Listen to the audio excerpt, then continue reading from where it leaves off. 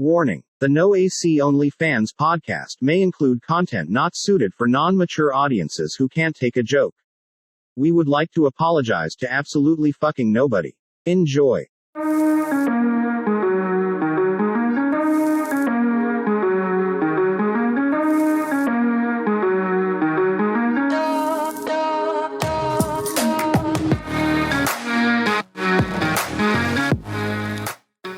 Welcome in to the No AC Only Fans podcast with your host, Big Crispy, aka Big Simpin, aka Tyler Gum. We're doing things a little bit different today. Not sitting across the table like always, my main man, Christian Klein. He is sidelined with that COVID-19 right now and wanted to get something out for you ladies and gentlemen this week. So, rocking solo. It's just going to be me and you for a little bit of time. I don't know how long I'm going to go. We're going to talk about a little bit of things here and there and just kind of discuss. You may dive deep into my brain. I definitely want to talk some football because the NFL season's starting soon. So we're probably going to touch base on the matchups. I'll probably give you my predictions and things. Something fun, lighthearted. We're going to keep it a little bit comedical at one point. We might get a little bit dark as well. You never know when it comes to just hanging out with me. It's definitely going to be different. If you like this type of content or you would want us to do more sports stuff, you guys got to let us know. I'm definitely down to shoot a little sports segment every now and then and upload it either in a separate channel or a separate type of program or something. Just got to let us know in regards to that. But we're just going to dive right into it. I hope all y'all's Labor Days was good. All you motherfuckers that ain't be working better not been celebrating that shit because, shit, that's for the working folk. And, we've been working hard out here. We deserve that shit. It's been a rough week, and I'm glad to get it started. And these past 2 days already being back at work has drained the shit out of me. If you can tell, which you probably can't tell, this is a Wednesday night, so we're shooting late and getting this up on Friday. I want to dive right into it, though. I want to talk about an interesting thing I saw on the internet. Now, I thought I saved this interesting thing, but I guess I did not. I was looking back trying to find it, hopefully, thinking, damn, maybe Big Crispy just saved it in the wrong place or some shit. I can't find the fucking thing. I don't know what I did. I don't know where I put it. How it was contexted. I'm going to try to explain it the best I can off the knowledge of my brain from what I discussed with it. But it goes something like this. Basically, it's about being rich. We're going to discuss that. So I think, a lot of people that are born rich and that are rich already, they're used to that lifestyle. They have fun, right? You know what I mean? They get whatever they want. They do whatever. I think most of the things why people are, middle class and lower class and shit like that, why we want to be rich, it broke it down really good. It kind of explained it in the fact of we want to be rich for the fact of basically you don't want to be rich for the money and the status. That's not what it's about.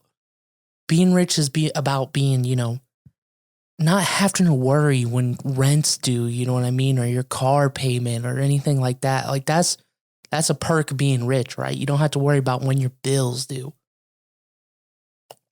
You don't have to worry, what you're going to eat that day. You don't have to worry, can I buy a new pair of shoes? My old shoes are going bad. Can I eat healthy vegetables and shit like that and not buy junk food? Because if you know, junk food's cheaper, shit. And not everybody can afford, all the healthy vegetables and shit like that. Like, not everybody can do it. So a lot of people resort to junk, ramen noodles and shit. Shit, I've been there. When I was living up north on my own in that apartment for a while, I mean, some people didn't know how bad Big Chris had it at one point. I was working, that boring-ass factory job, basically making ends meet, paying my rent, paying all the bills I had to pay. Taking care of Lily and shit like that. And basically suffering on the side, you got to take care of her. But shit, I'm eating maybe a pack of ramen noodles a day. Sometimes nothing. You know, some days I would just go without eating and skip eating a day or some shit. It was the real struggle. But like, other than that, I mean, it's just not only that, being rich, you got to think like, you're rich. You know, you don't have to spend your days grinding 24/7. You know, you look at a lot of the rich people, they take time off. You know, they don't have to be upfront in their company. They don't have to be upfront on the ground manual labor type shit. Like, it's about being able to be back and, you know, enjoying time with your family and shit, and just being able to sit down and like relax and enjoy the time with the loved ones you got. You know, look how many people out there can't do that because they're grinding every single day. You know, they're out there working anywhere between 8 to 12-hour days, coming home, working, doing shit around the house, you know, getting their kids ready and shit. Not a lot of people have that time to go spend and go do something with their kids, or, you know, just take a day off and enjoy it and, you know, actually spend quality time with them. It's mostly like on a schedule all the time. And, you know, it sucks for a lot of people. And I think that's a big change, and that's why a lot of people would like it. Myself, you know, giving back is a big thing. It's like, you don't want to be just rich to be selfish. I mean, look how many people are rich out there and they're selfish. Yeah, you know, there's a certain point where you're going to be like, this money's my money, I work for it kind of thing. But there are people actually out there with kind hearts and shit like that want to give back and give their money back. I mean, like, shit, if I had the opportunity to take care of people or whatever, you know, if I could pay my mom's shit or whatever, like, if I could pay her bills and shit, I would, you know what I mean? Like, if I had that opportunity to cover somebody, or if somebody was in need, to be able to assist them and help them out, because that's karma down the road that's good for you. I mean, that's what being rich is about. Being rich is about being rich in the soul, not necessarily being rich just to show it off. You know what I mean? That's the thing I don't think a lot of people understand, and that's a lot of the rich people that are out there, that, you know, they're not rich just to be rich. You know, they're rich to flaunt it and show it off. They don't give a fuck about us or, you know, everybody else. But there are those good rich people out there that are more modest and give back. And I mean, shit, I've seen it myself. A lot of people that, you know, they'll sit down and they'll actually, you know, donate a lot of money. I mean, shit, look at Bezos' wife. All that money she got from that divorce, she's donated almost half of it, now even more, that chunk and shit. There are people out there that want to do good with their money, and you know, I think that's the true, honest reason why a lot of people want to be rich, is not the money and the status, and you shouldn't hold it against somebody that's trying to get rich.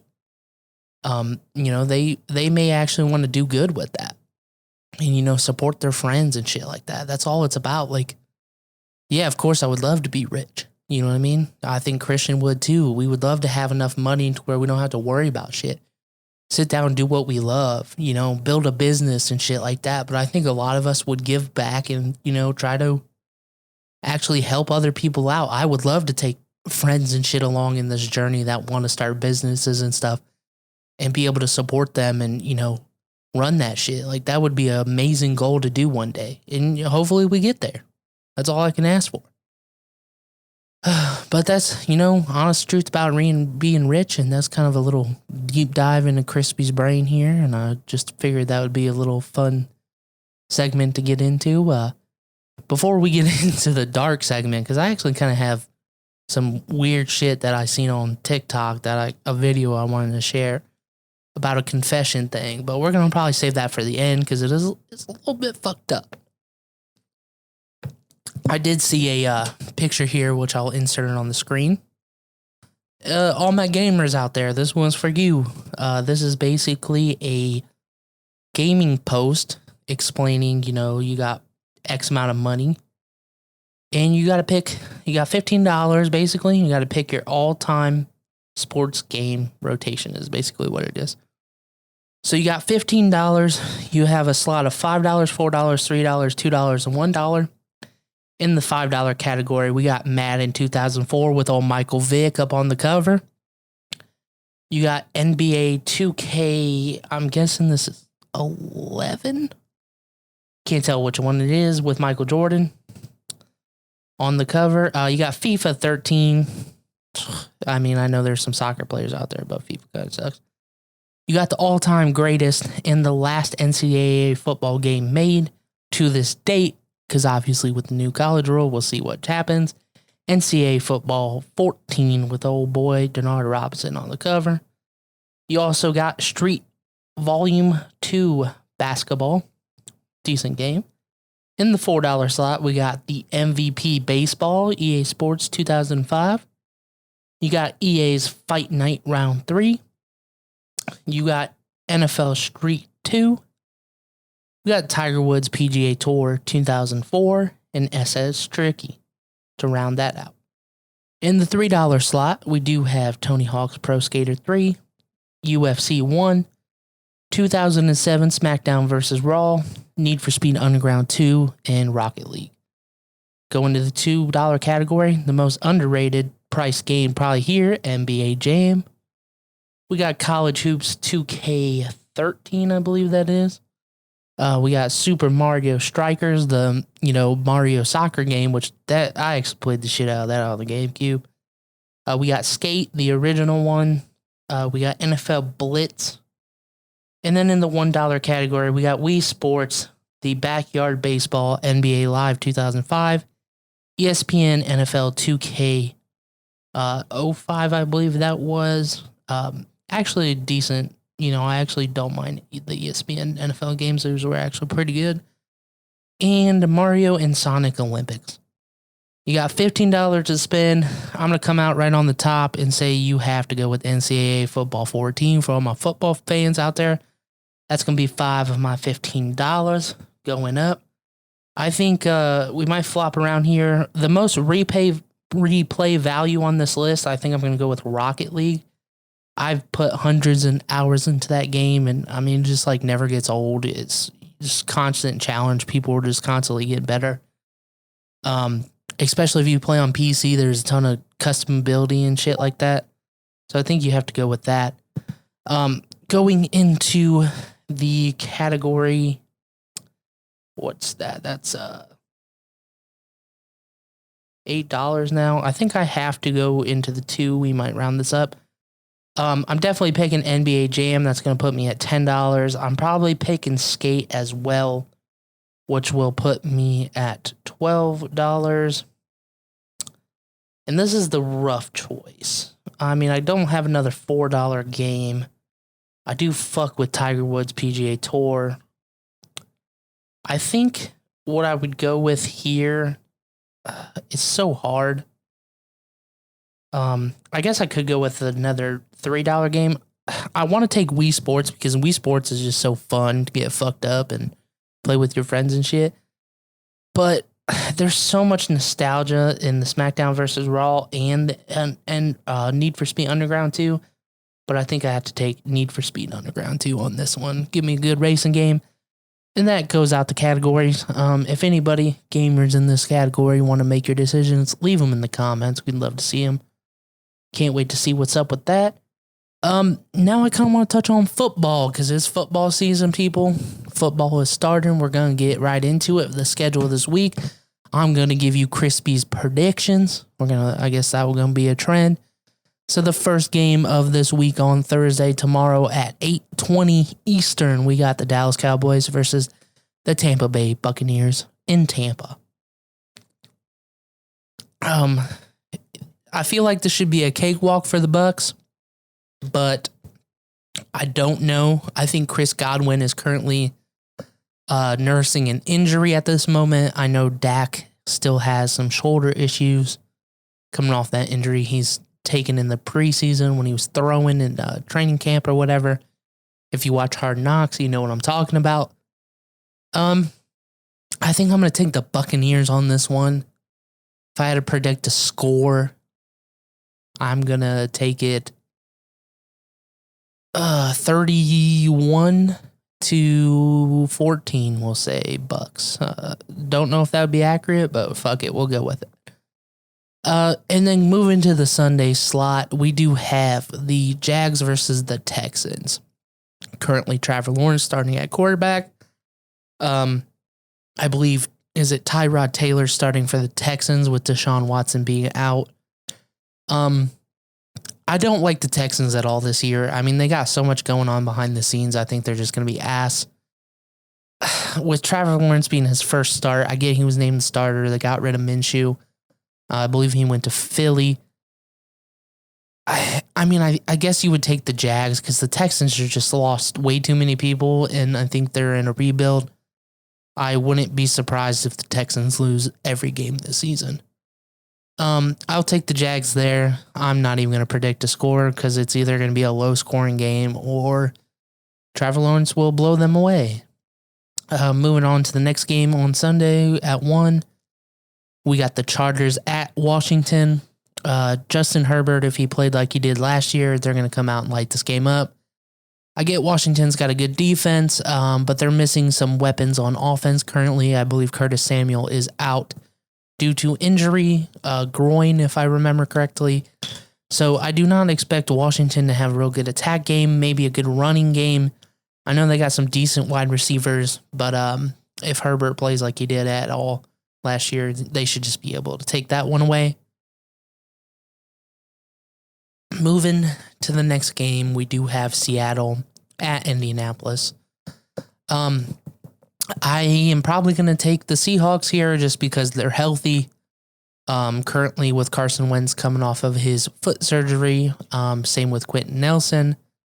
As well as T.Y. Hilton is out currently, and I believe one of their other linemen has just suffered an injury or is on COVID protocol. I don't know. Something's going on in that building. Everybody's got COVID. If you watch the Pat McAfee show, Pat McAfee got COVID, so maybe he was up in there. Who knows what's going on, but I think they're going to be kind of on the bench for a while, so I would probably not take the Colts in the next couple weeks till everybody's healthy. So Seahawks are definitely going to win that one. I don't think it's going to be a blowout because Colts still have a decent defense. I believe Darius Leonard is going to return in time. I know he was suffering from a little bit of an injury in COVID. I believe he was also on the COVID list, but who knows? Jets versus the Panthers. This is Zach Wilson's, I guess, time to shine, right? Is that his last name? I don't even fucking know if that's his name. But basically, yeah, he's going to have to show out, if anything. I think the Panthers, with Sam Darnold. Sam Darnold actually looked pretty decent, and I know Christian would want me to call this game in his favor, which I think I'm going to take in his favor. I think the Jets just still have a lot of building to do. I don't think they're going to win this one very easily. I'll take the Panthers in it. We'll see how they play. We'll see how Sam Darnold plays. You never know. He might be seeing ghosts again. But with Christian McCaffrey back, they should be pretty good. Vikings at the Bengals. Joe Burrow coming off of his injury he suffered last year. We'll see how that game plays out. He did lose, was it AJ Green? But AJ Green really didn't fucking play anyways. Kind of a piece of shit. So I kind of see the Vikings taking this one. You got to roll with the Kirk Cousins train, I guess, for as long as you can.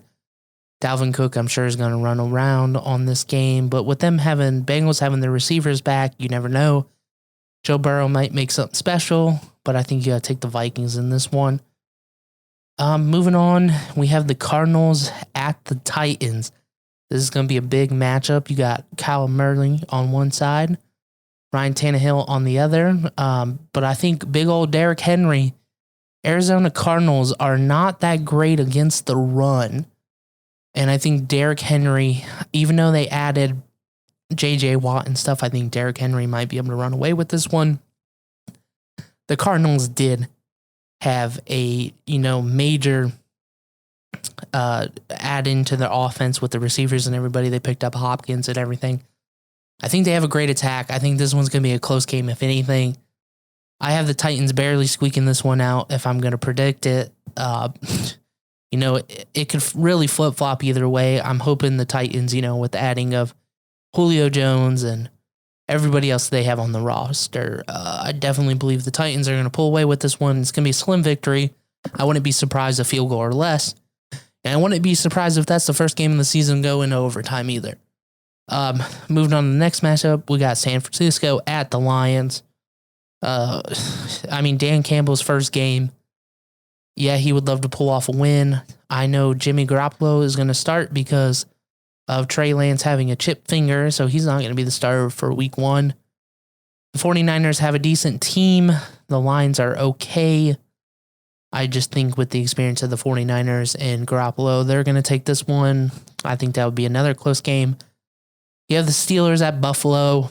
I think this should be an easy game for Buffalo, if we're being honest here. Big Ben, I believe, is returning. We'll see how his old ass does. If he's still jerking the salami like he's been doing, but I doubt he's going to be playing well as he could.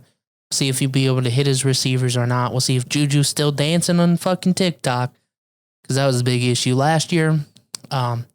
Obviously, their running back situation's gotten a little bit better. But I think Buffalo, they just have too many threats. Josh Allen's just still too good. Josh Allen is my fantasy football quarterback, which we can discuss that. The running game is the only thing that concerns me with the Bills right now. They're kind of splitting work between the Zach guy. I can't even remember his fucking name. Zach Morris or something like that.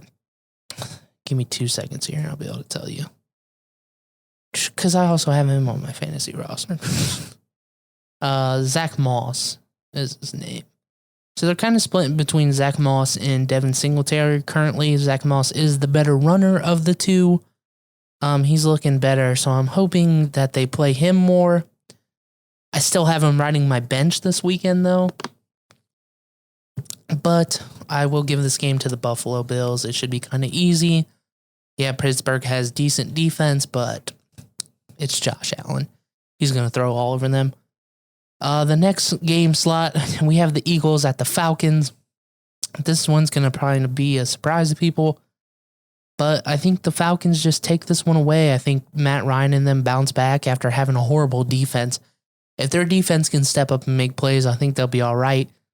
But they have too many new weapons on offense, younger receivers, addition of Kyle Pitts, Mike Davis as running back. I think the Falcons win this one. Might be another close game, but they could blow them out. It really just depends on the Falcons defense.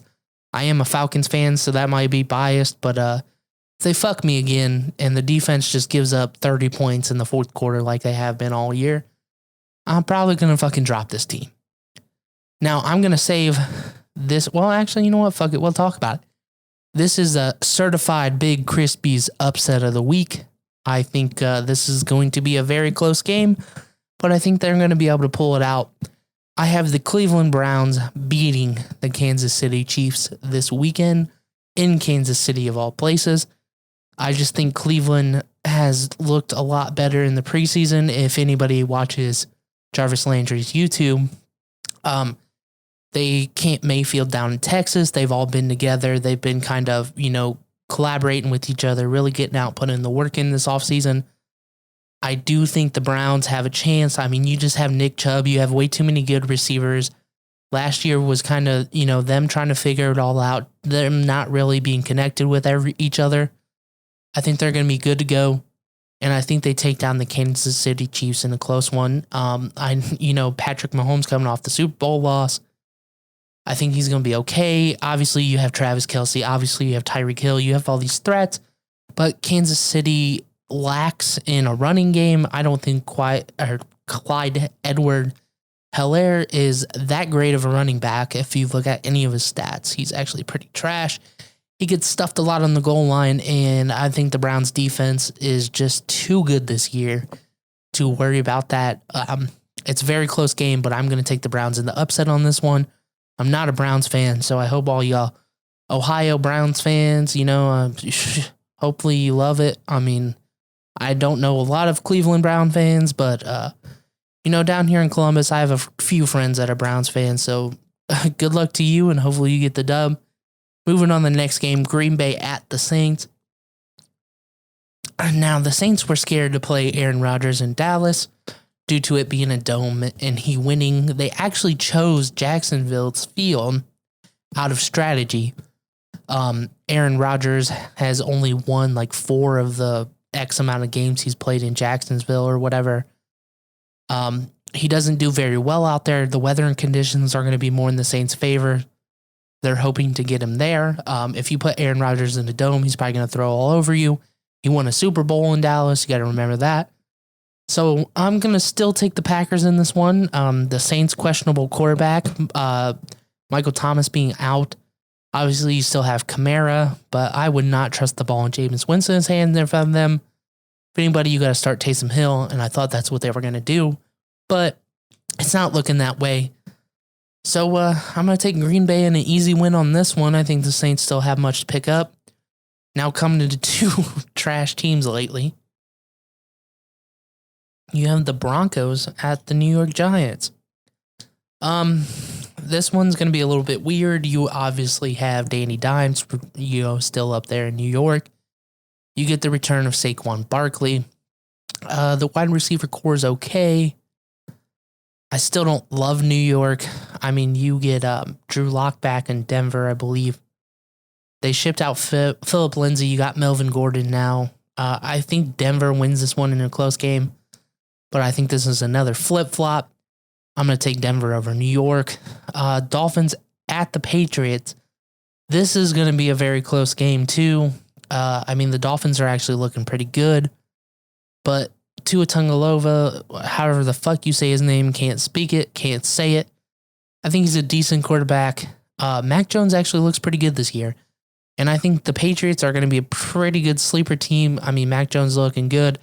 They have a lot of young players and experienced rookies, but I think these are people that can get the job done.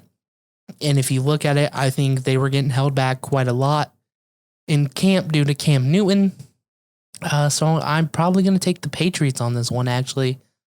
I will take the rookie quarterback, versus the second year quarterback at this point. I don't think the Dolphins fully trust him. I know the Dolphins are good. This could bite me in the ass, but I'm going to take the Patriots in this game. The Bears versus the Rams. I would hope to God the Bears don't start Andy Dalton. You might as well put Justin Fields in there. If they play Justin Fields, I hope to God, because I have Allen Robinson on my team as a wide receiver. It's like my wide receiver one. I would love that. So if they play Justin Fields and he starts, or he gets put in within the first 2 quarters, I think the Bears take this one, but the LA Rams with Matt Stafford is very hard to go against. And I just think Matt Stafford is way too good and he has too much to prove, so I believe I'm going to take LA on this one in a close game. Matt Stafford was held back a lot in Detroit, and I think he can really show what he has to do in LA. LA still has a decent defense. We hope he pulls it off, but I'm definitely taking the Rams in a very close one.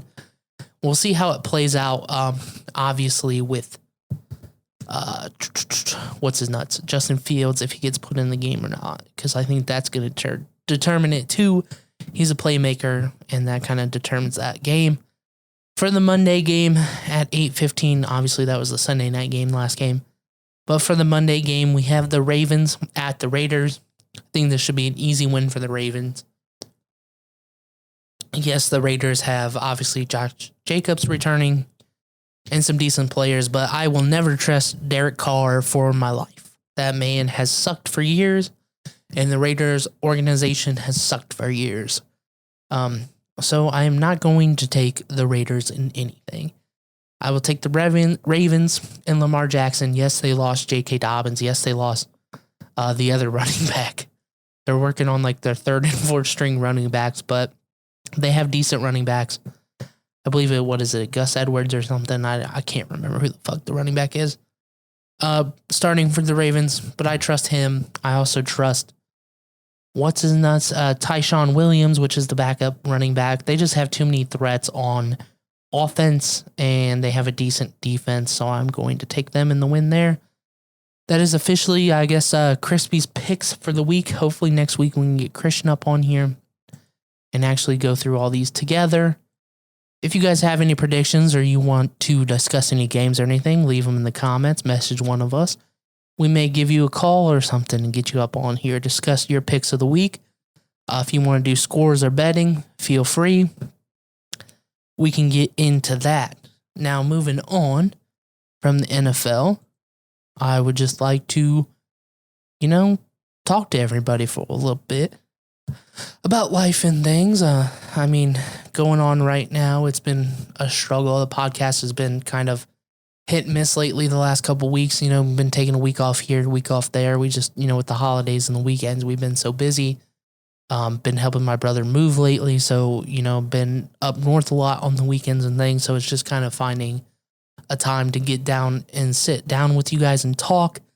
I don't think this is going to be a super long episode, but, like I said, I just wanted to sit down and give you guys something going into the week and the weekend to enjoy, whether it's something different content or not.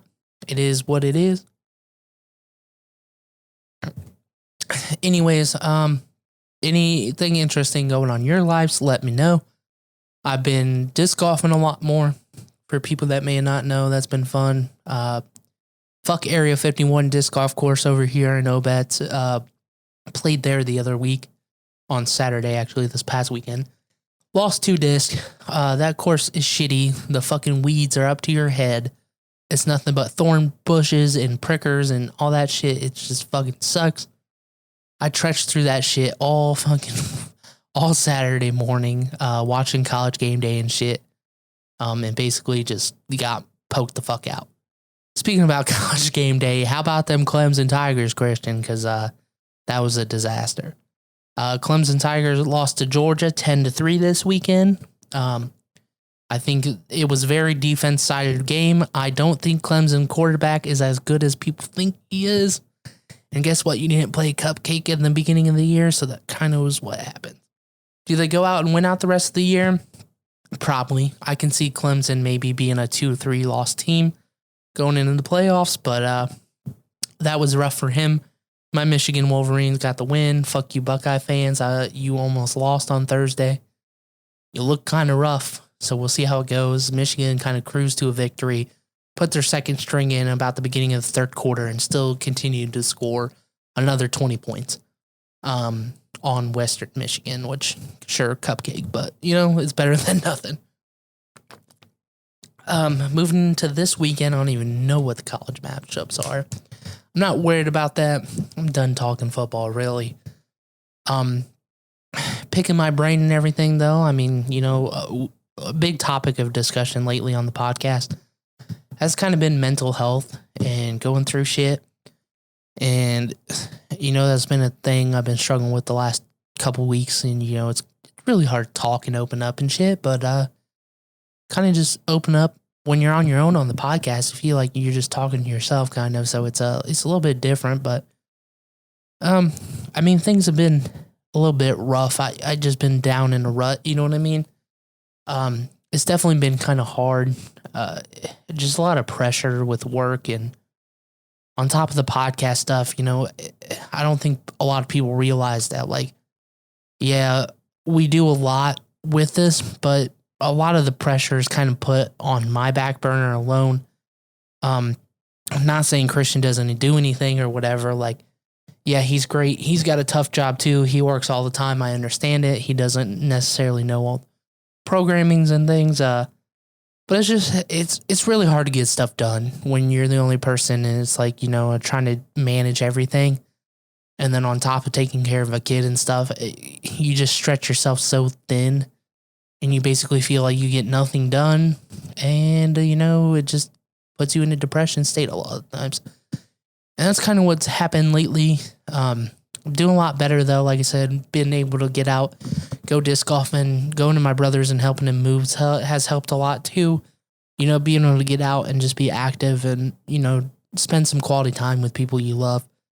I recommend that, obviously, if you're going through some shit like that. Get out, relax, enjoy yourself, try not to stress about it. I've tried to take some time off, not really doing things on the podcast side, but it's really about that time where we start the grind, Things have been going good. Our numbers have been increasing. The big thing I think we struggle with right now is just marketing. I don't find time to do it, but I'm going to try to better schedule my life, I guess you could say. I've never been a person to be organized or anything. I'm very kind of just all over the wall and try to do things last minute. I don't think that's healthy. That's not a good way to run a business either. after doing some self-reflections. So I'm going to try to set a schedule and stick to it. Try to release, try to add more people into helping in regards to, things, whether it's the podcast or life and shit. As you can see, it's kind of crazy behind me too. There's community garage sale this weekend, so I'm just trying to gather up a bunch of shit too in the basement for that I've had for storage. I mean, a lot of this shit's my mother's shit that she just fucking has no place to put it, so she put it in the basement over here at my place. And basically we're gonna have a garage sale and get rid of a lot of shit, which will be nice. And whatever I guess left is left. Done a little bit of resin casting again too. I know that was a big thing I started in my 3D printing. That has helped me kind of get back into normalcy, I guess you could say. Back to doing stuff I like. I did spend a lot of time more cleaning and organizing than creating stuff. I mean, I made like 2 things. I made a coaster, which actually was like just a bunch of over colors that I did a mixture of. I tried to do something sweet. Turned out half sweet, half not so sweet. The colors kind of blended on one side, kind of made it look weird, but I did get a cool effect on the other side. It was kind of more like a cutting board paddle type of thing that I did out of resin, and the colors and shit. It's downstairs still curing currently. Really got to work on that shit though. I don't have a level surface, so it's really hard to keep it level all the time. And I tried to level it as best as I can, but it doesn't always work that way. So we had a little bit of leveling issues on it too. But that's, the perk of doing resin casting. I need to get more into working on the dice and stuff, because that's what I originally wanted to start doing. And then just experimenting more. Like I said, in my free time, I'm going to try to schedule time to myself. I think that's a big thing for people, not only, single people, but people with people that are parents and have kids. I think one of the big things that, best thing you can do for yourself is schedule some time for yourself. It's okay to take an hour or two, to yourself or whatever. Or even on the weekend. I mean, that's one of the biggest things is my free times on the weekend. It's spent with you guys, creating the podcast and stuff like that and working away. And I think that's where my biggest issue lies, is I was always running around and I never had time to myself. So basically when I was in those type of depression states or mindsets, I basically wanted to shut everybody out and not talk to anybody, not do anything, and basically stayed in the house by myself. And my sleep schedule was always off, staying up all night, sleeping all day, ignoring people and shit like that. It's just not a good way to live with anybody. It's hard to admit you have a problem, but you got to do it when you got it. I think it's a big step. We'll see how it goes. Hopefully everything continues to go good. It's weird talking to a camera by myself and then looking down at the laptop and trying to make sure I'm looking up straight. I'm sorry. Got sidetracked. Just the way it is. But yeah, I mean, that's one of the big things I work on. I hope anybody else that struggles with that type of issue or, has any depression issues or just even it's hard for you to function. I think that's one of those things you just got to take it hour by hour. Hopefully this whole making a schedule thing helps and trying to stick to it. You know what I mean? You can't be successful being the lazy person, as much as it sounds. You really, if you want something in the world, you're not going to get it unless you sacrifice other things, which, I mean, every successful person has basically said that. You're going to have to sacrifice time. You're going to have to sacrifice money. You're going to have to sacrifice friends, family, all that shit. You're going to have to sacrifice shit like that to be able to become successful. And that's just kind of what you have to do. You have to sacrifice time. I'm going to try to balance that as best as possible, obviously, with Liliana being in gymnastics and school starting back and keeping on that track and everything else and working a full-time job and all that shit, being stressed all the time. It's hard to stick to a schedule, but I think if I can plan out my days and stop wasting my free time instead of, sitting there being lazy, scrolling on your phone, I think that's the biggest problem for a lot of people is the fear of missing out when it comes to content. I know that's one of my biggest issues is you're sitting there and, you're scrolling through YouTube or whatever and you're like, oh, I got to watch Maybe, your favorite YouTuber or whatever, like he releases a video every day or something. It's like, oh, I got to watch it now. Or I think that's one of my biggest issues. I try to catch everything that I want to watch in one day, and it may not always be healthy. Obviously, you shouldn't be just watching shit all the time. You should probably be doing something more productive. If you throw it up on the background while you're doing something, that's different. But a lot of times I think we just find ourselves getting lost in watching videos and shit like that. You'll throw a video on, and the next thing you know, that 30-minute video, you've sat down on the couch and you've been watching a 30-minute fucking YouTube video, and that time you can't get back. So I think hopefully that will help in the production side of things in regards to that. We'll eliminate that as much as possible, but just staying busy, really, and productive, because that's the best thing you can do is stay productive, whether not even in just life, but in a business sense. You need to take time and relax, yes, and you should take time and relax, yes, but it's doing it at the appropriate times. And basically, the times that you shouldn't be relaxing, you should be productive and try to do the best you can at getting, that set and shit like that. And basically, work through everything you got to work through. Don't fall yourself behind. Don't wait last minute, and don't just let things build up, because next thing you know, you look at that pile on your plate and you say, shit, I got all this shit to do in one day and I don't feel like doing nothing. You get in that mindset, and then you don't do it, and then, you're fucked kind of thing. That was how I was in school. I mean, I think that's where it kind of started, as much as I hate to say it, but I think when they really beat that whole habit start early thing, I think it's kind of true, because I was very bad in school when it came to that. I never wanted to stick us to a schedule. I was always last minute with everything, projects, whatever. Did really good on them, but was last minute, and I didn't apply myself properly, and I think that kind of carried over into adulthood a little bit, which is self-reflection, I guess you can say, in regards to that thing. Moving on from that, though, I mean, I hope everybody's been doing well. I kind of want to get into this dark side of Reddit that I kind of came across. This is pretty fucked up. I'm going to play the Bluetooth audio. We're just kind of listening together. May pause and talk a little bit about this situation. I really wish I had Christian's input on this, just because I feel like it may be something that he should have an input on as well.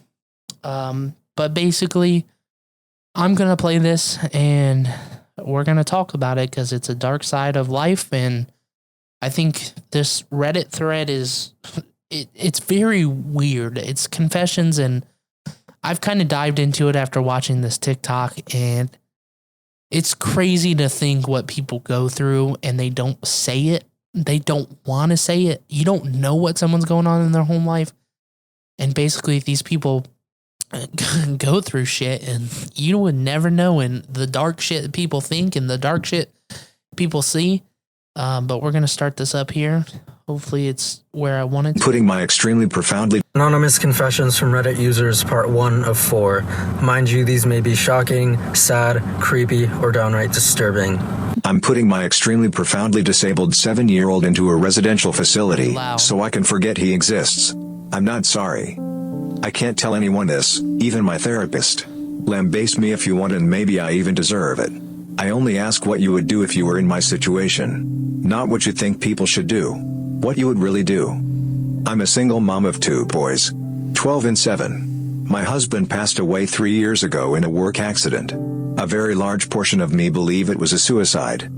I can't see him ever making the mistake he made that caused his death, and he had taken an action just before that which ensured his co-workers weren't in the room.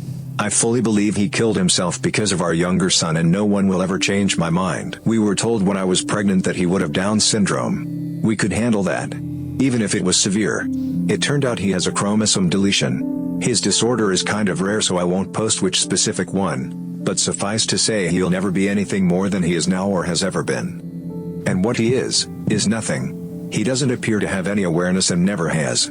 His eyes are locked in one position. He doesn't respond to noise, touch, or pain. He is total care. He is capable of nothing. He is tube-fed and on oxygen. He is in diapers and will be forever. He makes no sounds, no attempts to communicate. He never even really cried as a baby. He has never made an attempt to interact with anyone or his environment. I'm not upset because I got a special needs and imperfect child. I feel the way I feel because this thing takes up 200% of my time and does nothing. I didn't get an imperfect child. I didn't get a child. I don't love him. He doesn't have any personality, there is nothing to love. And yet I'm responsible for him. In addition to his extreme delays, he's also medically fragile. Respiratory crises, fecal impactions, his autonomic nervous system doesn't function properly, issues with his G-tube, infections, pressure sores no matter what we put him on or how we position him. Our older son has suffered because his non-existent brother has colored everything in his life. His medical care gets delayed because there's only one of me and his brother is more critical. We do have a visiting home nurse but only 20 hours a week and we aren't eligible for more. I was starting law school, I gave up my dreams and my plan for my children for this potato. My older son can't do a lot of things he wants to do because of the younger's need for care and appointments. Alright, so that's part one of this. It's something really dark to think about. There is a second part to this story. Basically, to have obviously, I don't know how many people out there have a special needs kid.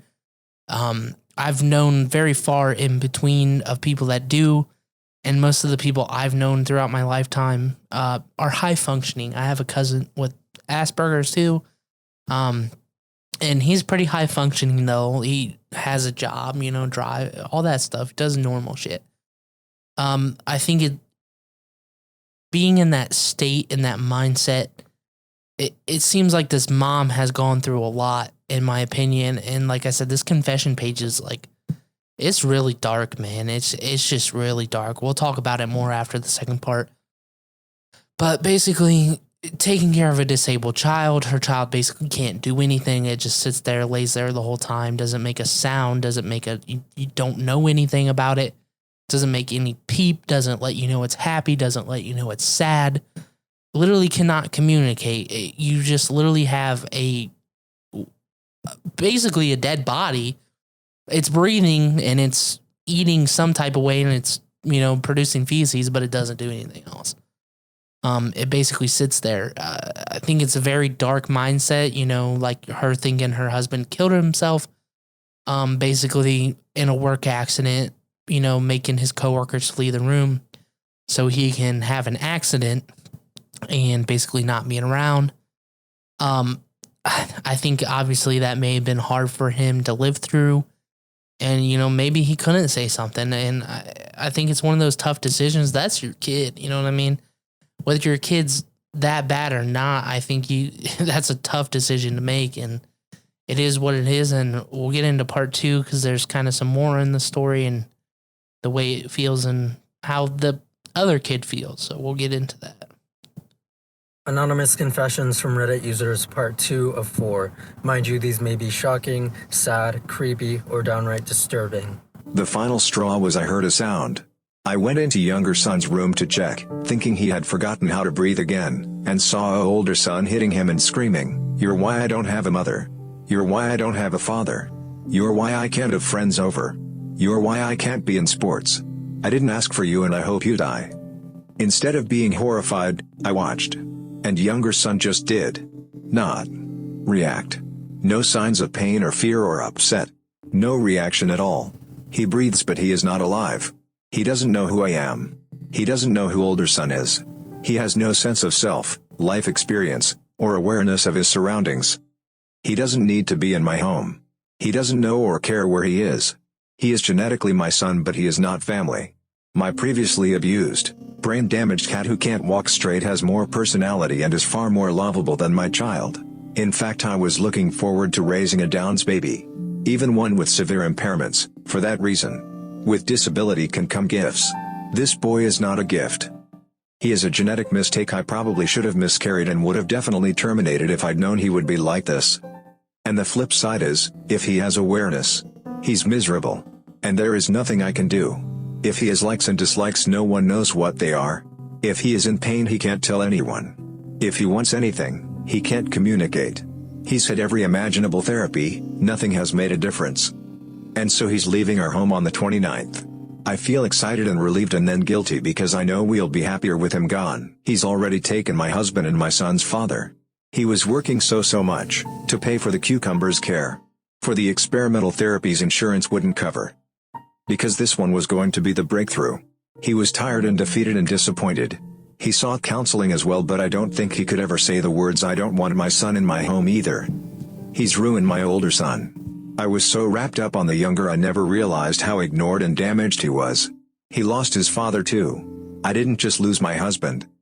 He is my priority now, and this malignant lump can be someone else's problem. At least they'll be paid a wage to care for him. At least they'll get a break from him when they punch out. I just want to never think of him again, and I'm not sorry. And for that, I'm sorry. Thanks for listening.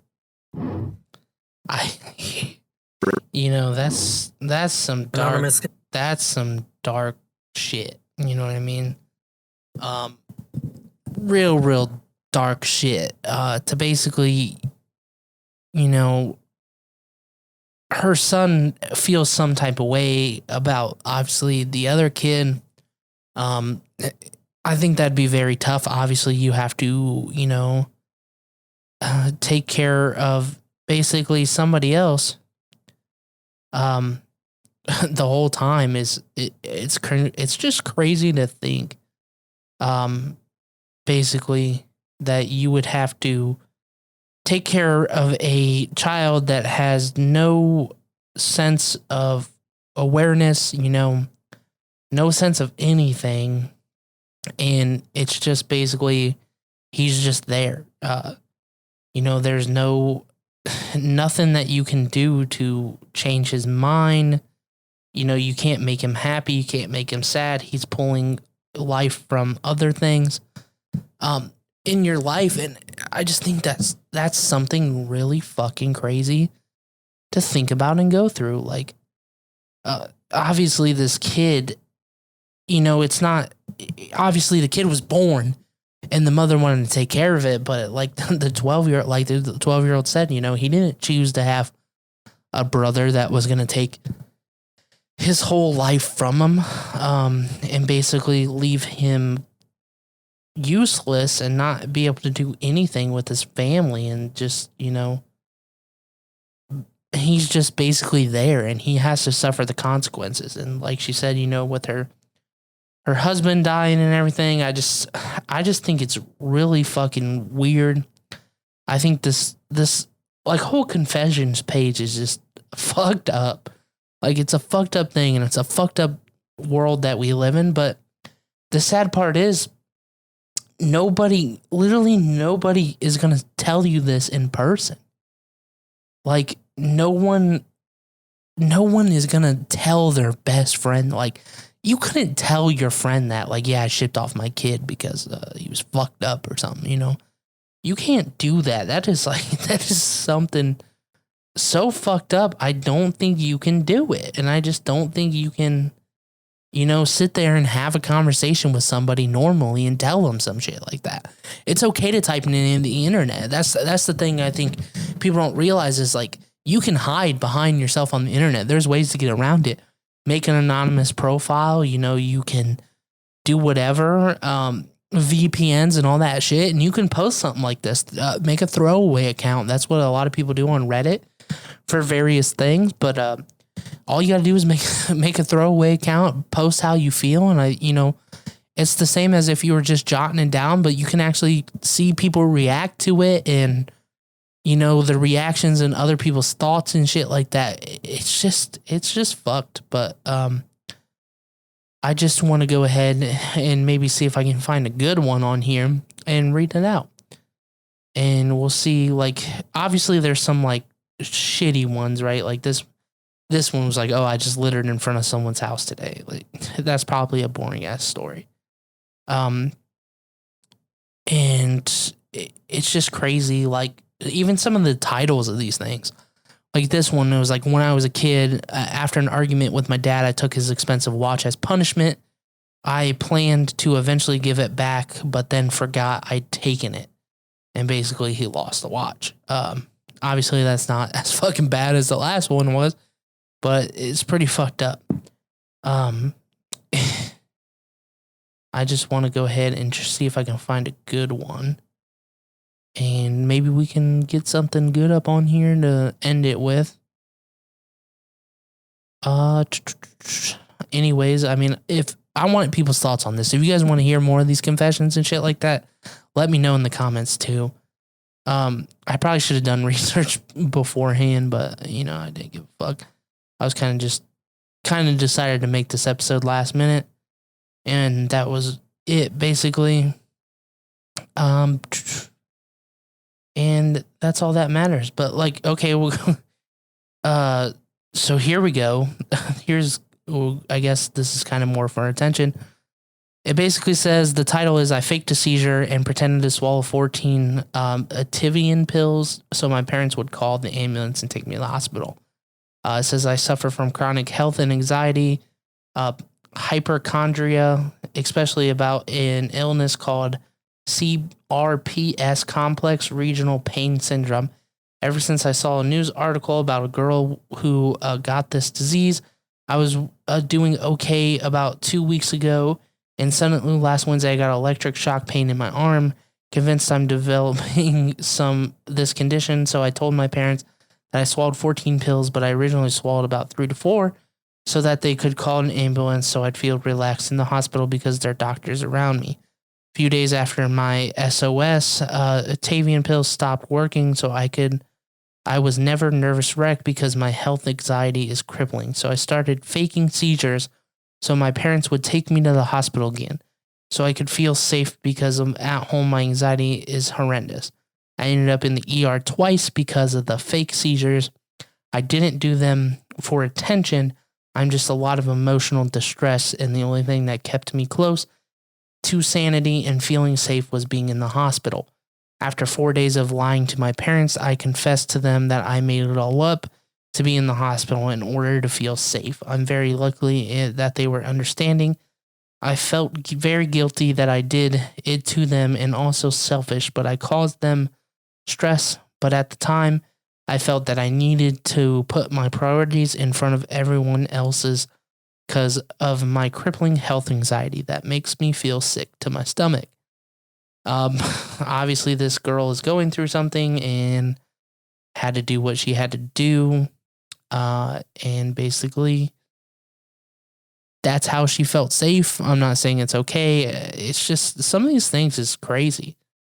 And like, here's another one. We'll dive into this because I've seen this as a big topic and I kind of want to touch on this. It says, until today, I was a vile internet troll. I'm now going to make an effort to be kind to others. I said awful things and harassed people. I said racist shit, sexist shit, and all for a reaction.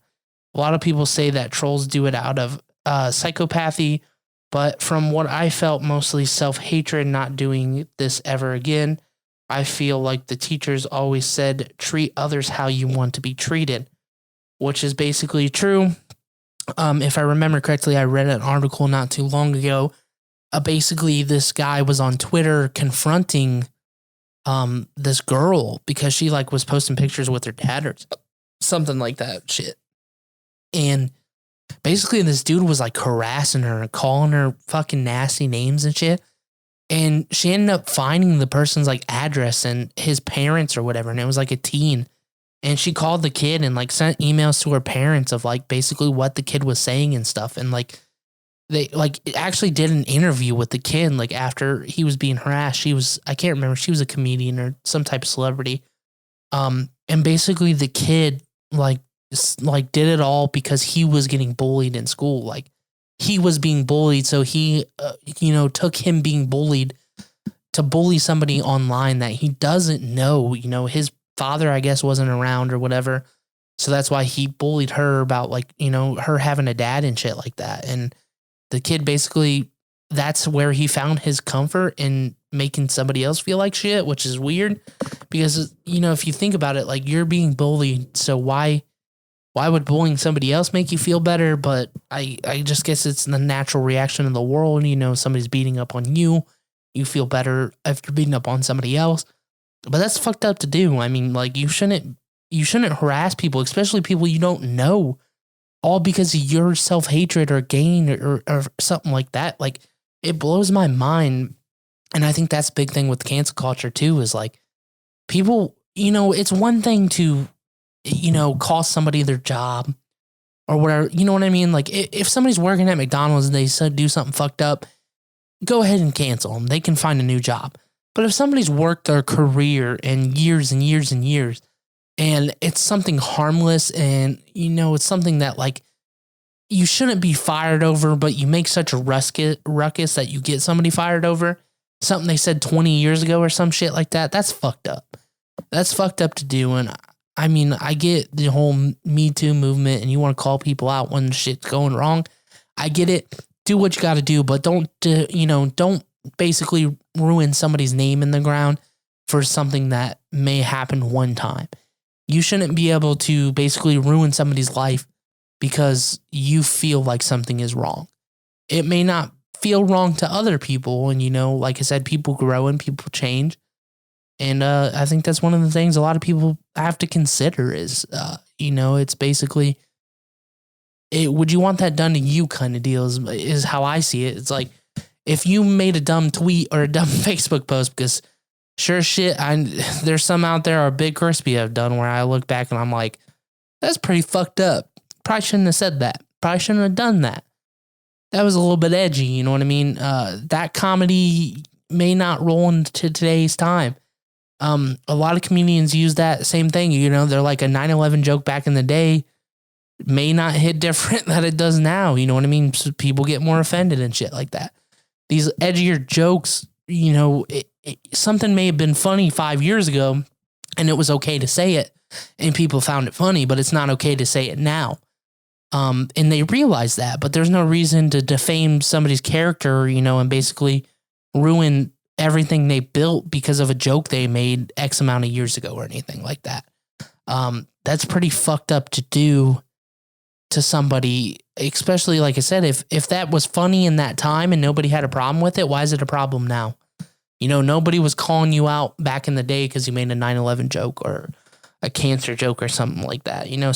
Something dumb, a Boston bombing joke I seen on fucking TikTok the other day or whatever. Basically, like, yeah, that shit was fucked up. We know it's fucked up. It's dark humor though. Some people find it funny, some don't. You don't have to agree with it. I don't agree with everything you agree with. It's okay to live in a different world. It's okay to have different comedic levels. It's okay to feel a different way. Obviously, if it's something major, other than just a joke, and it's actually something bad, then yes, you have all the right in the world to necessarily, I guess, cancel somebody. I wouldn't go the full extent of wishing somebody would die, because I see that a lot. A lot of people are like, oh, who'd be fucking dying, shit like that. No, you don't realize enough people ganging up on them is probably punishment enough, and that's that basically kind of deal. You shouldn't have to worry about anything else, but it's just a crazy world we live in, and I think it takes a lot of people have to have self-reflection when it came to things nowadays, and I think people need to relax when it comes to it and just calm down. The life isn't that stressful. Stop worrying about what other people do and worry about your own self, unless it's obviously something we should worry about. Then we can reach out and do something about it. But don't just go attacking people because they said something you don't like and it was socially acceptable in most places. It is what it is, and you don't have to do that. I kind of want to read this another quote. I don't know. This kind of looks like a good one. Am I forgiven? I stole my mortally disabled grandma. What? When she was 53, after having her first child, my nan got into a brutal car accident. Before managing to put on her belt, she flew through the windshield and smashed into a lamppost, making her into a low-functioning human, not being able to move at all except mild movement.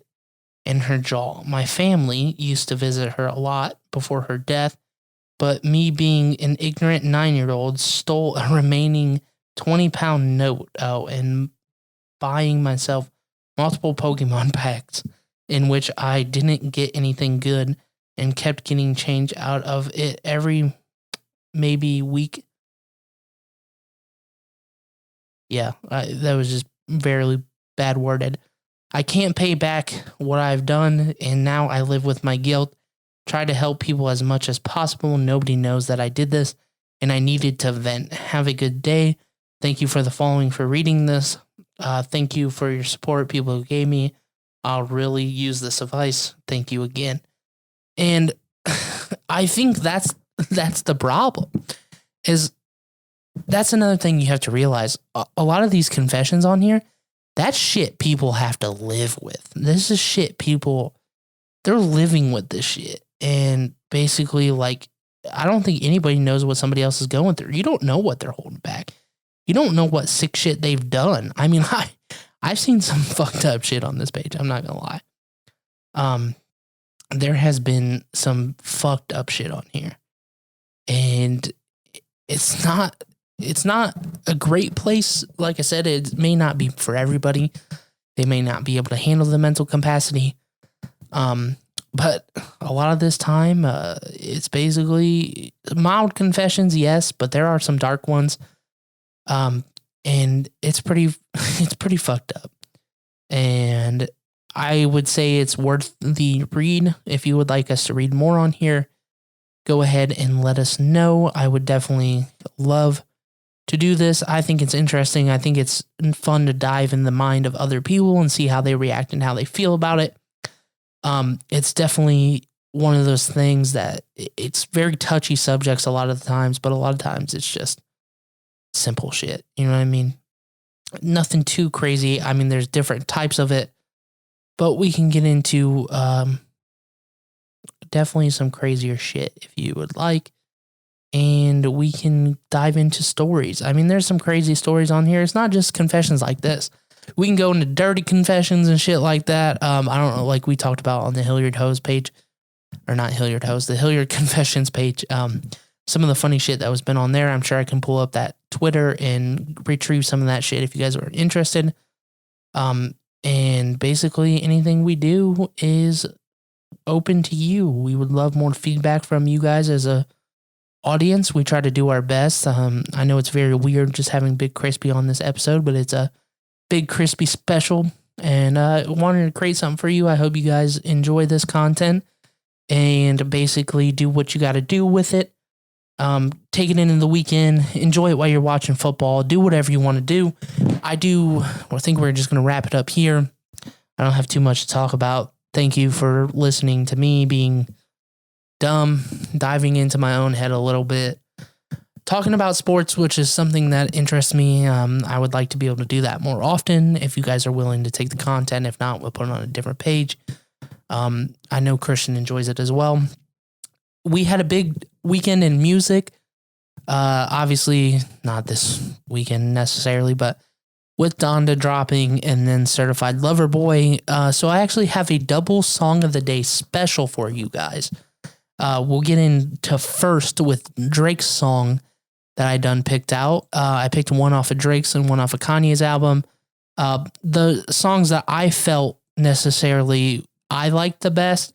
I am currently only halfway through Donda, so I have not experienced all the songs, and this is one of the songs I like the most. Like I said, but I'm only halfway through it. There are other songs that I like more. I think there was one song that I was listening to when I was only about halfway through, but I really liked it. But I didn't want to put it on here without knowing it. So first up on this, I should say bye to YouTube, by the way, because this is copyright music. Always check the descriptions for the links to the songs of the day. I do post them down there in the description. Follow all the social medias. Get you on NoACOnlyFans.com. Copy the merch. I do have that new shirt collab that I worked with to someone very close to me. Or I shouldn't say very close to me, geez. But someone I worked with, I'm going to put that shirt collab up here soon. I've been working on that, like I said, with the depression the last 2 weeks. It's kind of been on the back burner, but I need to get that posted and get that up for anybody that is willing to buy it or is interested in it. But first up, basically, we're going to have Drake, the Remorse, and then shortly after that song plays, I'm going to go ahead and play Kanye West, Hurricane. Both of these songs are longer songs. They have a different type of feel. I definitely recommend listening to them. I would appreciate it if you listen to the songs fully. Like I said, just really listen to the words, and, you know, a lot of the shit may not apply to you. What they're saying or how they feel, or, you know, whatever, you know, not everything's going to apply to you, but just think and put yourself in some of them situations. Take some of those lyrics and like apply it to your own life, and like think of a person that fits, like, especially with this Drake song, kind of think of a person that may fit in that category of like, oh yeah, this person, whatever. You know what I mean? Just do what you got to do. But that was the episode this week. I appreciate y'all for listening. Goodbye to YouTube, Spotify, SoundCloud, Apple Music, all you fucking listeners on them platforms. Enjoy the music. Like I said, YouTube, their links will be in the description. We will catch you next Friday, hopefully back to normal schedule. Christian should be off quarantine, or at least if he's feeling better. I really don't give a shit about COVID that much. But he was feeling like shit this weekend, and I was out of town anyways, so it kind of worked out. But we're going to go ahead and get into a song of the day. Like I said, first the Remorse, and then Hurricane by Kanye West after. I love you all. I really do. I appreciate your guys' support through everything. You know, maybe not a lot of people see it, but comments from friends and family. If I cannot die, it's late at night, I'm tired. But comment and supports from friends and family, you know, it's seen, it's appreciated, and we do love you all. Everybody that supported us through this time and continue to listen, you know, we can't thank you enough.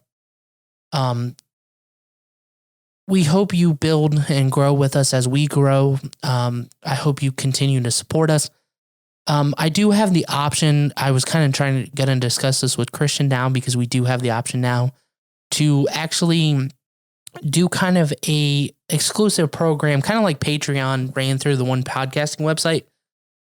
Or if we even do Patreon, where we can do kind of a paid service to help cover our cost. Our cost ain't that expensive per month, but I mean, if anybody's willing to support, I'm saying the cheapest donation, $1 a month. I really don't give a shit. Anything helps to go, you know, us creating content and you supporting us. We may look into that and discuss that if we want to put that out there for the people. Like I said, we really appreciate the loyal fan base we have. Another way to support would be buying merch. You know, we kind of taken a loss on that end every month because not very many people have bought in merch. But we like having the option on there. It's something we enjoy doing. It's something we enjoy designing, and we need to do more of it.